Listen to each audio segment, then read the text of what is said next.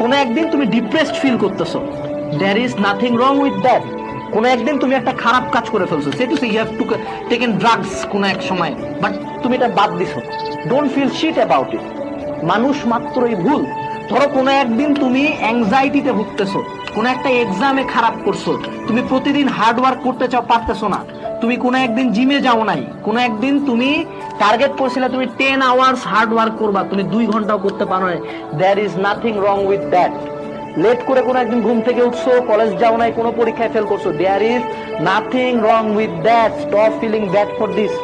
তুমি আমারে দেখতেছো না, আমি এত গাইডলাইন দিই না, আমার লাইফটা পুরো একটা লিটারাল হেল, লিভিং হেল, পুরা শিট, তারপর আমি কাজ করতেছি না, কাজ হচ্ছে না, সবকিছু হচ্ছে।